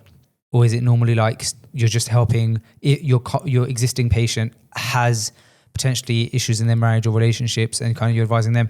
And just like regardless of what the answer to that is, also just kind of wanting to get an understanding of common relationship issues and then from a psychology perspective, how to manage them. Yeah. So both scenarios, either I'm speaking to an individual patient about their relationship and it's working with them directly, and I do work with couples as well, where I've got husband and wife together in the room. And so the kinds of issues that arise usually are disagreements, lack of clear expectations is a big one. Different values and life goals can sometimes create a division. It can create a fracture in a relationship. And so that doesn't need to necessarily be seen as diametrically opposed. You know, we're going to have differences. We're going to have different ideas about things, but to find ways to work through that. And a big one that I've found as well, and this might be something that you can relate to, is developing the skill of argument and learning how to fight. Okay. Right? Not physically. I'm not talking about domestic physical family violence. I see the bag over there. But I mean how to have a verbal disagreement, how to navigate a difference of opinion, how to be confronting without being combative. Wow, that's interesting. Right? And that's a skill that, because we like to leave things under the rug, unless it's kind of like, come on, tell me what it is. And there's a sort of egging on, there's a sort of cajoling to let's have this argument, you know, and it becomes a big issue and then 5 other issues and then the in-laws are brought into it and it's a mess. Learning how to actually navigate that, to say, okay, we're going to take the in-laws out of it. We're going to take all these last 5-year issues out of it. I'm just talking about this particular instance, how you didn't pick me up at the station. That's where I'm disappointed. That's why I'm angry, or whatever it might be. To be able to kind of isolate what's going on and stay on track. It's like a debate. That's interesting. It's like setting the rules of the debate. Right. What do you define as anger? What do I define as anger? Yeah. Are we angry at the same thing? Sure. Do you understand my anger? Am I expressing it in the correct way? It seems a bit idealistic though, because it seems like you'd have to have 2 mature people who are willing to have that out. And in a state of disagreement, it feels like there is also a lot of emotions as well, and it's hard to have an objective discussion. Mm-hmm. I mean, what you're saying sounds ideal. Yeah. I just can't imagine 2 spouses who are in the heat of being upset with each other say, okay, before we hash this out, right, let's start defining terms so we know what we're discussing, right? Yeah. Here's the rules of engagement. Yeah. You got your paintball set up in the backyard. Yeah. So, and you've touched on something which is one of the first things. As soon as we feel emotionally triggered, heart rate increases, adrenaline starts pumping, blood thickens, and there's a physiological trigger. And the first thing we need to recognize is as soon as there's an emotional trigger that manifests physiologically and physically, a break is the best way. Just take a break. We need to calm down because no solution is going to be had with that in that situation. Rarely. So is to bring down the physiology, is to have a break. Rather than saying, stop, I don't want to argue about this, I don't want to talk about this, is to have what we sort of say, pause and we'll come back. Pause, because then that person feels validated. If you come to me with an issue and I just say, stop, I don't want to talk about this, let's move on. Next topic, something else. It's bypassed, it's invalidated your experience. So I need to recognize your pain, recognize what you're experiencing, and recognize that I might be triggered because your issue is about my mother that I love very dearly. Right. So I'm compromised emotionally because I have a bias. I'm unable. You're putting me in a situation to be an unbiased judge, but my mother's involved. How can that be? We can't divorce. We're not robots. We can't divorce our emotionality and rationality. Some people try, but it's hard. And so to recognize, to de-escalate the escalation in physiological arousal is to bring that down, take a break with the idea of an intention of coming back. In the intentional comeback, I think that's an important part. Yeah. Right. What you said at the beginning of this, the boys do have some questions for you, but I just want to mention something on the point that you're on, and then I'll throw it over to them. Yeah. I was having a conversation with my wife the other day, and it was based on what you were just saying about the disparity of where the two individuals are at. And it was really interesting. And I was saying to her, I watched a video that triggered this thought, right? And I said that through the nature of my work, I, at times when I've been consulting or at times when I've been at speaking gigs and things like this, I've perhaps been like flown out to somewhere and had a really interesting experience. That's, maybe they put me up in a really nice hotel with all of these experiences. I've had this weekend away because I've been booked on this thing for work, right? Yeah. All the while, my wife's been at home with the kids, right? And so I've experienced, being, picked up by a insane car to be driven to my talk and then have these, and I have all of these emotions and things that have happened, that I've experienced and that I've enjoyed or just like being able to experience, and then I've come back and we're in a different zone because I've experienced all that, and I can come back and I can tell her about it, but she still hasn't experienced it, right? And that's what the video was talking about. It was talking about, I don't know who, but it was talking about some guy who's like a very successful entrepreneur or something that noticed that in his marriage, and then so what he did is he started making the effort to make sure that his wife goes with him on these work trips and stuff. Right. And all of a sudden, they were able to talk about those experiences together, and it was a completely different dynamic. And I remember specifically for work a couple of years ago, I got booked away at this like $1,000 hotel room for a night. It was just insane. And I remember taking my wife and kids with me, right? And to this day, we just remember it as one of the best experiences we had because, we just as a family got to enjoy. It wasn't me come back home and say to my wife, you should have seen the breakfast that was available. It was the best. It was, we actually were like, all right, come on, let's all go downstairs to breakfast.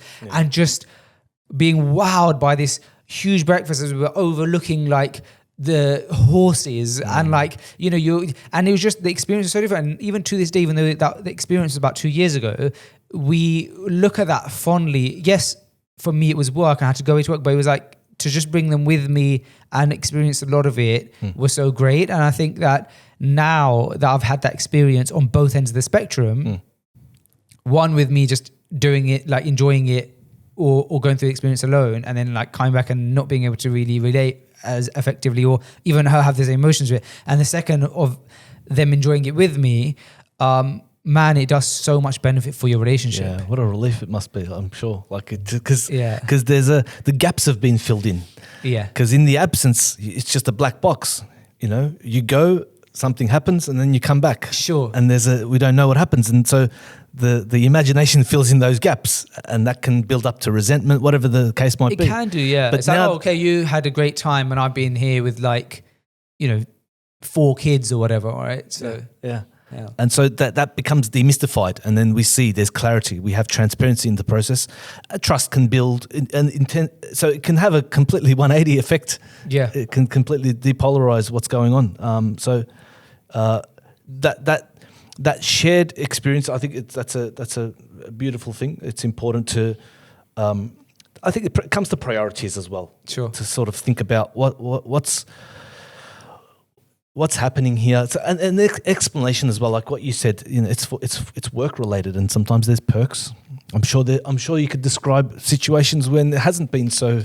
Hasn't been so cushy and bougie. Yeah, for sure. There's been you might look at that as sort of rewards of your success, of your effort. Yeah. You're reaping what you sowed. There might have been earlier days when it was just rough. It was just none of that was even in the picture. You couldn't see 10 meters in front of you, but potentially. Yeah.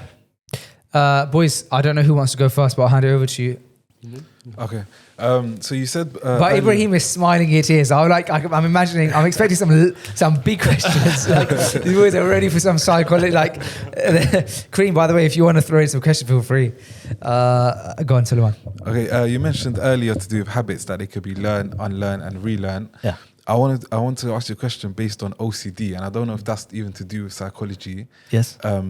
But if someone was to have OCD, like for example, I got a family where there's 3-4 members that have not severe but proper OCD. So like for example, my sister, if I was to go in her room and just move a pen from one section to like her pencil section, right, she will know she can't have that. She has to put it back and stuff. Yeah. Is that a habit that can be unlearned, or how would you tackle to lessen the OCD? So we'll delve more detail as we need, but we have to differentiate between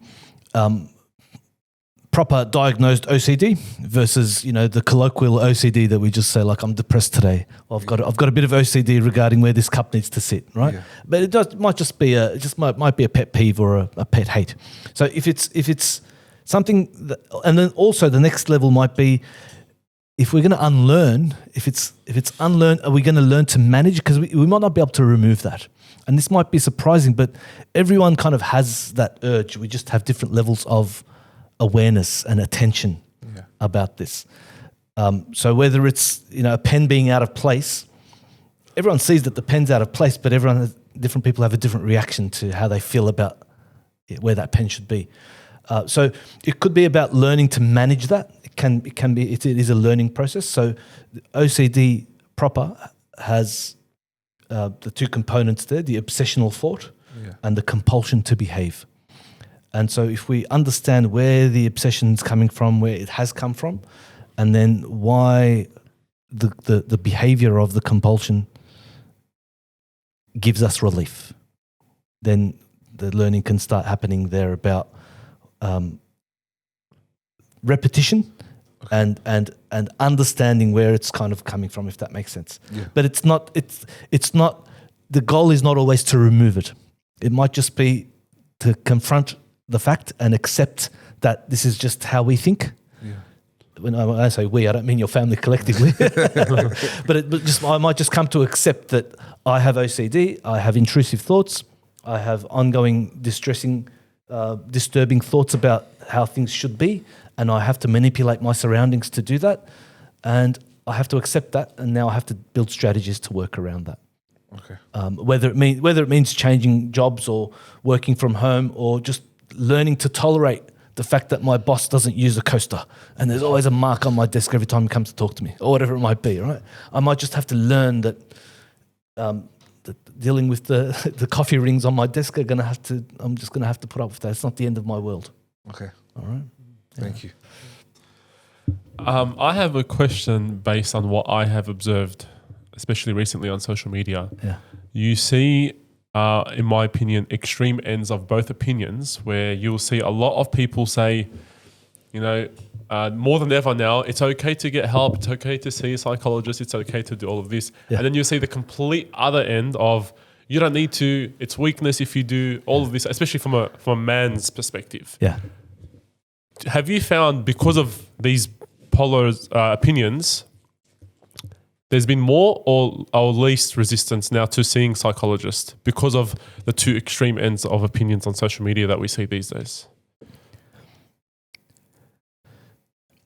Yeah, it can be quite polarizing. I think there are those polar outers, but there are. It's like a bell curve, you know. You've got the extreme tail and head, but then most people are sort of in the middle somewhere. And I think what I would say, and this is, I've got a bias, obviously, that in the sense that I'm a psychologist and that's my profession, so I'm always advocating and promoting, you know, well-being and mental health. So even if someone says, you know, therapy is rubbish, it doesn't work, it's just psychobabble, they're still they might be getting a therapeutic effect from somewhere. They might have really based friends that are confronting them with harsh truths and reality and being brutally honest, maybe not in a clinically delicate way, but they're getting the truth. And that's therapeutic for them. It's therapeutic, but it's not therapy. They're not sitting in a session saying, you know, I'm going to tell my friend how I feel today. They're venting and frustrating their frustrations, and they're getting a response. So there's a therapeutic effect from being around groups and with men kind of being together, the way we interact. That's important. So, but there might also be situations where our social soil doesn't allow us to grow in certain ways. It might be even a limiting factor. So in that situation, we need to sort of get out of our own heads. We need to get out of those bubbles that we're in sometimes to get a perspective that's truly fresh. Yeah. Does that, any follow-ups if you got something there? No, that's pretty much, I guess, what I was looking for, because I guess, like I said, just from my observation, I've seen the two extreme ends of opinions now, especially online. And also, I guess, from a cultural perspective, sometimes it's looked at as more taboo. Yeah. So it's interesting to see what you see with your clients and stuff, especially back home in Melbourne. You're from Melbourne, aren't you? From Melbourne, yeah. Same. Yeah. So, by the way, to Melbourne, to Melbourne. Okay, all right, good. So it's interesting to see. We don't have to have the Melbourne-Sydney fight. How, do you know how close do you guys live to each other? I haven't asked yet. How big is Melbourne? Like, is it like London? Like, you could literally be an hour away? Or? Yeah, if you go from east to north or west, it's quite a big distance. Okay. But I'll speak to you more off camera about the exact locations. Yeah.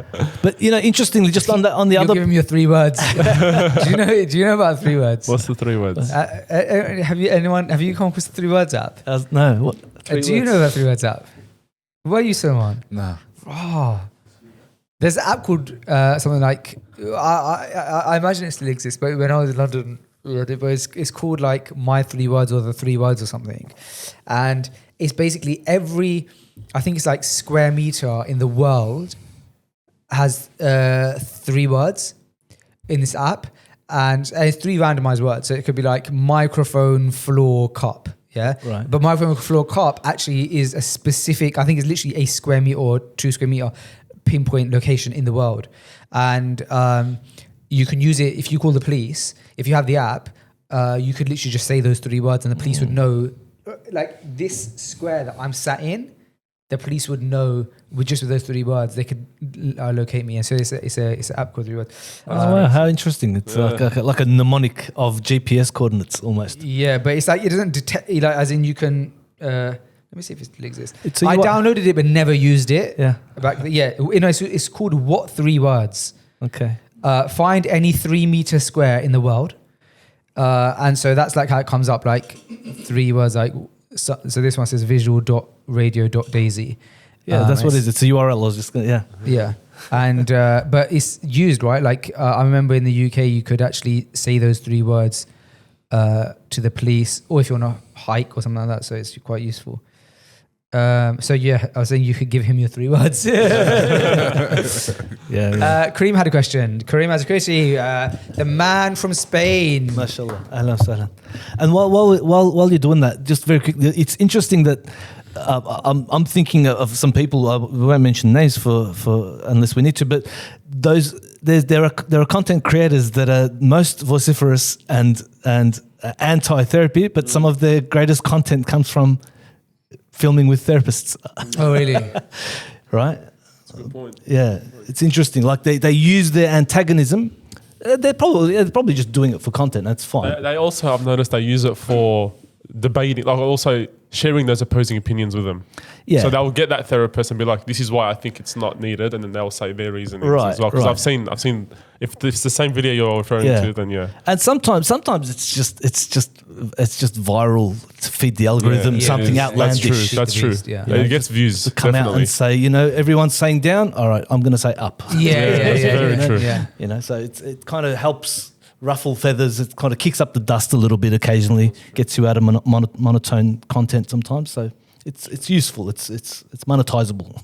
Very true. Yes. Faisal and I were speaking about optimism yesterday. You're going to need to speak because Mike. Maybe just switch Even seats with closer, Ibrahim yeah. for a second, then you can. Yeah. Faisal and I were speaking about optimism and pessimism yesterday. Yeah. Were we? So, I had a bad day yesterday, by the way. All right. Okay. so I guess my question is, in your practice, how would you, in clinical psychology, how would you explain pessimism and optimism? And I'm specifically speaking about, this phenomenon that happens where you can be so over the moon about something and be so positive about it, right? Mm-hmm. But then something may happen that makes you just be extremely negative about that thing. Yeah. Yeah.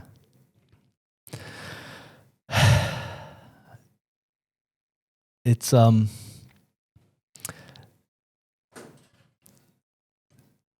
it can be sort of simplistic, but it's important, I think, to kind of have the ability and to have the permission to be pessimistic, because that might lead to some understanding. That might lead to, it could be a criticism of reality that I'm wanting to reconcile and resolve so I can move on to the next thing. I don't want it stuck in my mind. So it doesn't mean we're going to solve the problem, but it might be to have some explanation, to sort of have some, relief is not always the end goal. And we haven't even touched on any Islamic psychology stuff, but equilibrium. We want to come to a point of i'tidal, of having balance with things. But generally speaking, optimism, to be optimistic, again, there's so many shades to all of this, but you don't want to have unrealistic. Again, and unrealistic might come with loaded terms that could be limiting. If we stick to reality-based optimism, then we'll never leave the ground. We'll be bound by the law of physics, and we won't even think about flying machines. Never have planes ever. So there's an element of navigating those thoughts or that potential to be able to allow ourselves to be optimistic and pessimistic. But can you clarify the question a little bit more? Absolutely. You can be as specific as you want, by the way. I actually have my entire life for the last 10 years has been public. It's fine. It's actually not to do with Faisal, right? It's like this is actually that I've you can talk around it if it's too specific. Yeah, I figured it out over the years, but I just don't know the inner workings of it. I just know that it works for me, right? So let's say, for example, I have an idea and I'm over the moon about this idea. I'm super positive about this idea. And then as time goes by, maybe as I'm trying to develop it, as I'm getting, zooming in on the idea, doubts start creeping in, right? And I start feeling a bit more, negative about it. Yeah. I find that when those emotions start rising, let's say those negative emotions start rising, if I carry on thinking and giving them weight and I keep giving them a mic, more often than not, they're going to win. And what ends up happening with the idea in this case is that it ends up dying, right? Whereas if I just pause my thinking and I'm able to navigate that storm and I'm not taking any of what's coming to my mind right now seriously. When the storm does die out, I'm able to go back to the idea. I'm able to carry on, right? I'm speaking about idea, but I could be speaking about something else, right? I've observed it and I've felt it. Let's say someone being extremely upset about something. And in that moment of being upset, they keep on thinking. And as they're thinking, all of the thoughts that are coming to their mind, they're a reaction and they're a negative reaction. If they don't pause the thinking right then and there, then those thoughts become a reality afterwards. So even as the emotions die down, those thoughts are true now. So those negative thoughts, those negative, I had a bad assumption about you after I got angry with you. And now even though I'm no longer angry, that assumption has become true now. Right. Because I did not stop my brain from thinking. Yeah. I don't know if that makes any sense. Yeah. I want to offer, I've got a couple of follow-up questions to help sort of you navigate that. And you can substitute this with other things as well. As a true psychologist would. Yeah. How does that make you feel? No, but first of all, why is that problematic? So first, that's the first thing. We can sort of, each question will open up the next line of questioning. But why is that problematic? That's important to actually, so that we don't, because pessimism is by definition negative, right? But that might be what's needed. Pessimism might be an important required reaction and response. But the other thing is, have there been projects or thoughts or ideas that you have been able to follow through with? For example, like just thinking about it now, just on the surface, assume that there have been things that you have incorporated into your life. They've become practice. They've become cemented. They're a part of your identity. So I would also say, for example, sometimes maybe that pessimism is kind of, it starts off as the inner critic, but it might be what causes you to curate your world. If it hasn't sustained, if that idea didn't follow through into reality and it didn't manifest into your life somehow, there might be some wisdom in that. It might be something that might not be good for you. That as much as we try to think about it we should have been optimistic about that. We should have built that project. We should have followed through on that idea. So I would just question that. I would add further doubt and suspicion into your thoughts to really help you litigate that in your mind, so that you're able to kind of go, is what I think I want as a result of my pessimism what I actually am seeking? Will it actually benefit me? So, and it's hard for us to sometimes comprehend this. We know the words, we understand it, it's internalized. We know what we might want is not good for us, and what we don't want might be good for us. We all know that asa an takrahu shay'an wa huwa khayrun lakum wa asa an tuhibbu shay'an wa huwa sharrun lakum. We understand this, and this is a big unplug from the world for reverts and new Muslims, right? It's an amazing relief to have that idea. But again, just to prompt yourself to kind of think about, am I just going down the train tracks that have been set out for me, that other people, that I've inherited from others? Or is this something that I've truly deliberated on and I know, we can't always have 100% certainty. We have some indication. We have levels of confidence about how our decision to be optimistic or pessimistic might have panned out. There might be disappointed there might be disappointment around that, but if we're reflecting, if that becomes a discomfort to the point where 50 of your ideas haven't really come to fruition, that discomfort could anger you to the point where you then become steadfast and you don't become complacent. Maybe you don't consult with the people who knocked down your idea. Maybe you go to a different brain trust and figure things out in a different way. Like eventually it's going to boil up and anger you to the point where you're going to mobilize in a positivistic way, inshallah. You know what I mean? Yeah. Does that make sense? Yeah, exactly. It's exactly what you just said right now. It's that's what I'm saying. I feel like I found a solution to it, which is exactly that. Is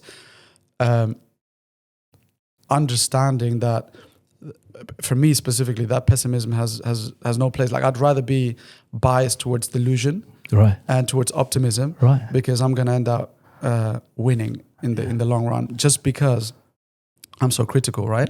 But yeah, thank you. Yeah. And I think sometimes we need to, it's important to stretch ourselves beyond what we're accustomed to, but sometimes it's important to sort of discover our default and lean into those. If we're critical, if we're skeptical by nature, that might lead into good things if we're studying STEM or working in a sort of investigative field, to ask questions, to come at it with a sort of clean slate, with a sort of objective approach. That might be harnessed. That could be a superpower where in other situations, we might see it as a problem, as a downfall. So this might help kind of maneuver us using that guide as a compass to sort of say, okay, I can thrive here. As a food critic, I can literally say what I feel like saying. Absolutely. Right? But, in the masjid, okay, I have to be a bit more diligent about my judgments or whatever the case might be, So it helps guide decisions and maneuver. To end the episode, there's one thing that I haven't spoken to you about, which is parenting, which is prevalent in my life and the life of many of our listeners. I know you've had a lot of experience in the education sector as well. I'm going to give you a very specific scenario that's very prevalent in my household right now. All right. So I've got 3 boys, alhamdulillah, but the youngest, Laith, is only about 10 months old, so not relevant for this discussion. So my 2 boys, my 2 older boys, Zachary and Cleo, have complete opposite personality traits, right? Complete opposite personalities. And I want to get granular on one specific trait, right? And I want to see if you can help me tackle this. So if I tell Zachariah off,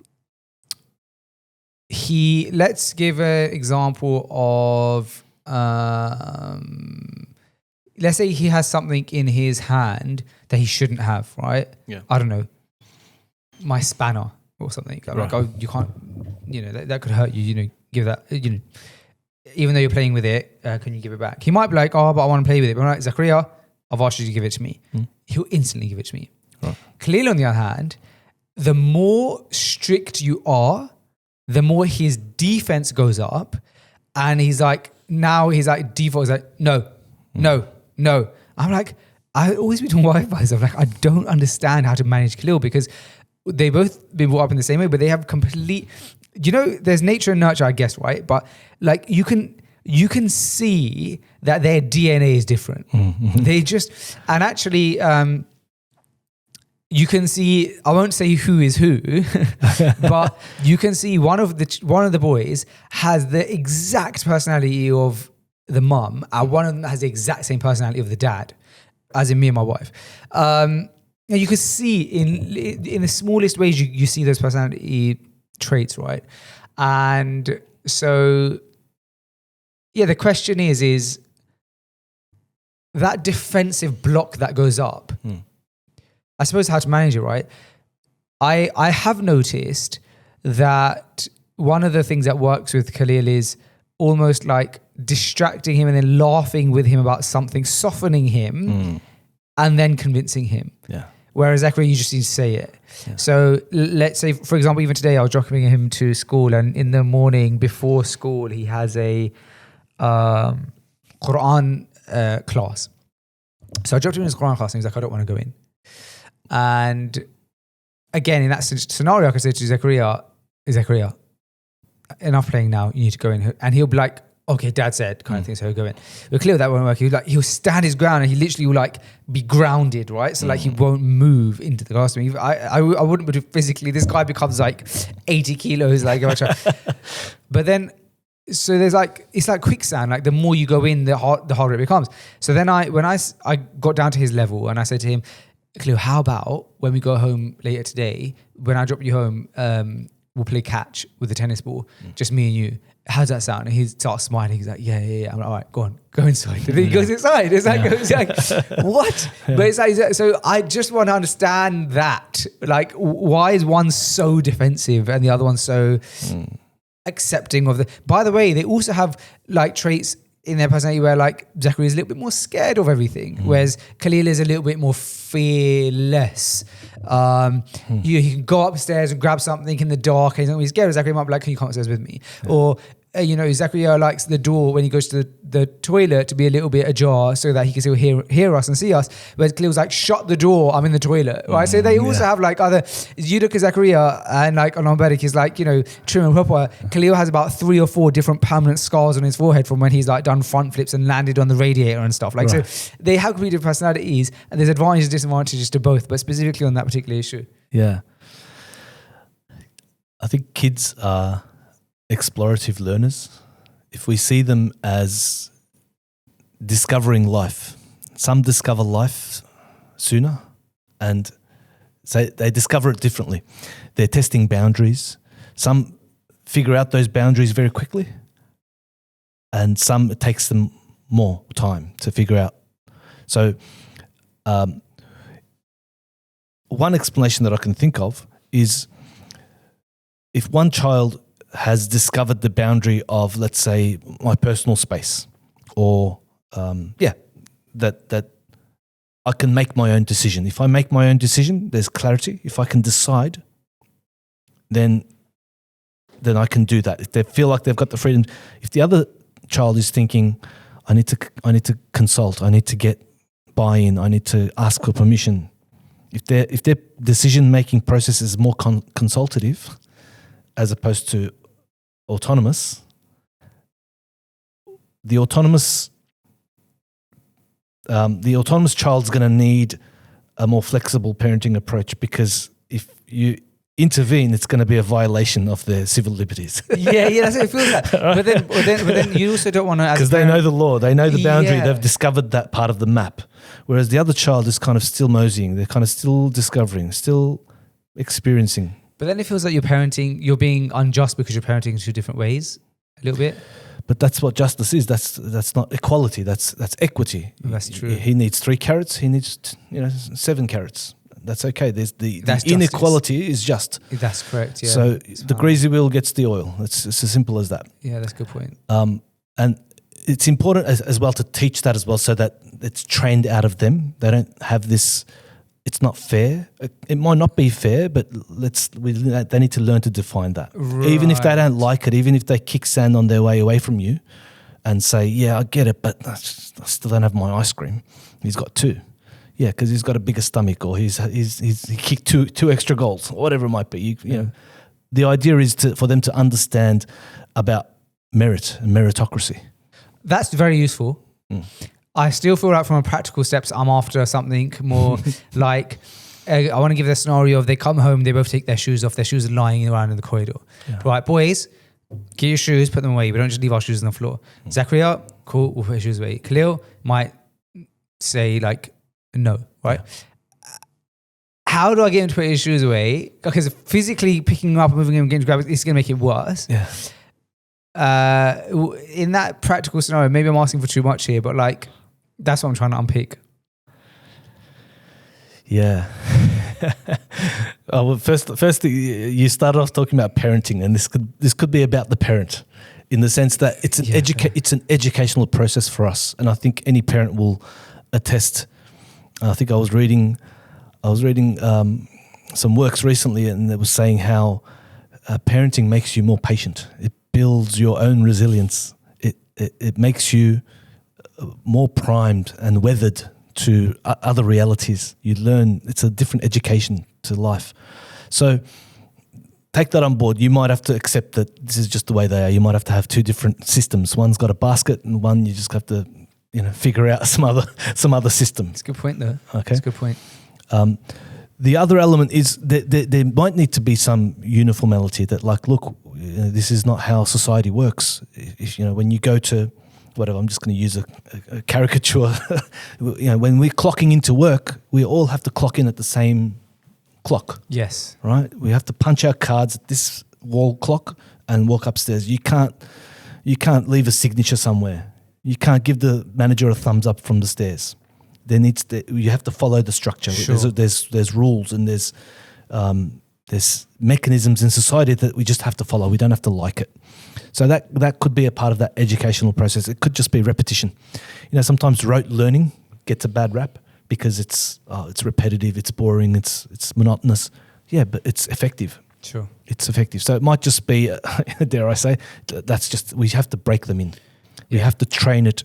We have to train that defiance out of them. There are certain black and whites and red lines, but then we sort of have to customize around that as well. Yeah, and then I suppose there's other things you can be flexible with, right? Yeah. And sometimes it might be when they get to a certain age to start involving them into decision-making capacities rather than... My wife's very good at that. Yeah. She'll like, okay, should we do this? Or like, she like, what do you want in your packed lunchbox? Do you want to like, or, things like that. So yeah. Yeah, involve them, get buy-in. Yeah. Absolutely, yeah. Growing up, I remember there was a family who I used to go to their house sometimes after school, because if after school, like my mom couldn't pick me up or something like that, and then she'd pick me up from their house. And I remember, so I suppose like family friends, right? And I remember that going to the house once and being really shocked because the mum had made us food, and her son, my friend, wasn't like he was not having it. He was like, I don't want it, and she locked him in the bathroom, and he was screaming and kicking, and she was like, no, because you're not eating well. And I was just watching this happen in front of me, and I was just, I've never forgotten the memory. I was just so shocked because it never happened in our house. And one time she asked my mom, she said to my mom, like, oh, all of your kids are so healthy, and I'm struggling to get my kids to eat and stuff. Like, how do you do it? Because her children were quite skinny. And my mom said to her, this is what I do. She goes, I cook dinner. Yeah. And I say to the kids, it's dinner time. Dinner's cooked. And if they say, oh, I'm not hungry, I say, okay, well, I'm not making anything else. So when you're hungry, you know where the dish is, go serve yourself a plate and eat. And she goes, eventually they all at some point go and serve themselves a plate and they eat. But I say that and they will eat, as opposed to saying, no, it's dinner time. If you don't eat now, I'm locking you. And then so I thought, so we try and do that with our kids. Like, my wife will cook, it's dinner time, but we're never like getting food and shoving it in their mouth. It's like, well, it's dinner time, and if they're not going to eat, fine. But when you're hungry, that's the dinner. And eventually they do kind of like, you just see them with their little feet walking over, getting their plate, and it's like, can I have something? So yeah, I don't know what the point of that was, but that's the nature of podcasts. Yeah. That's it. It's beautiful, mashallah. But self-regulation, I think to teach self-regulation is important, or self-governance, so that they don't always feel, and sometimes it's important to just kind of lay it down. But yeah, I've got similar issues with my kids as well. Sometimes, like they've become very picky eaters. Oh, they don't know who they're dealing with, right? They're dealing with a registered psychologist. Yeah. This is the wrong household to try things, guys. And sometimes sometimes they might need to. It's hard, but sometimes they might need to go to bed hungry. Yeah. And then they have a feast in the morning, but it might take one or two tries. It's a work in progress with my little one, but they're both. How old is your youngest? 3. Oh, 3 about to turn 4, and then my other daughter's 8. So one kind of understands the consequences of not eating, and the preference is more attractive than being hungry. She'll be hungry, but not eat. Right. She prefers that rather than eating and feeling disgusted, as she might put it. She'd rather just go and do that. But anyway, and again, sometimes it's a little bit of it's a little bit of marketing. It's a bit of psychology. It's a bit of understanding what makes them through the funnel. Yeah, you got to send out those emails and find out where they clicked out. Like I tell my daughter, I'm actually becoming, despite what I've displayed today, I'm actually becoming a more succinct speaker. Right. Because I'll try to figure out. I told my daughter this kind of joke once. I said the way men speak about it, like let's say it's about a tomato. So I go to the shop, bought a tomato, and I ate the tomato, and it was delicious. That's kind of a man's story about a tomato. Yeah. The classic man story about a tomato. Right. And then I said, and she said, "What? How do women sort of talk about it?" And I said, "You know the tomatoes, you know the leaves. Sometimes they're connected to other tomatoes, and they're next to other fruits and vegetables. And you go and you meet someone at the shops, and then 5 minutes later, I'll keep it short. And what was I talking about again? And then you start talking about some other random things, some flowers in the meadows, and we've forgotten about the tomatoes, right? So I use that to kind of say, where did she tune out? Like I'll say something, and it's the moment her eyes start rolling, right, or the moment she starts tuning out, or she's breathing in, ready to speak and say something back.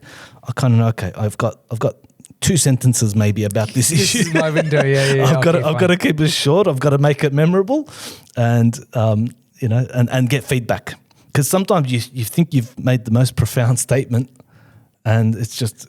And then it's just like, oh, when are we going to the horses? Or whatever it might be. So, where are we going for dinner? And I was just, but we just talked about waste. Ilker, it's been an absolute pleasure having you on the podcast. Honestly, I really appreciate it. I enjoyed it so much. And I always enjoy your company whenever I'm around you. And I'm just so grateful to Allah that He put us in each other's paths, man.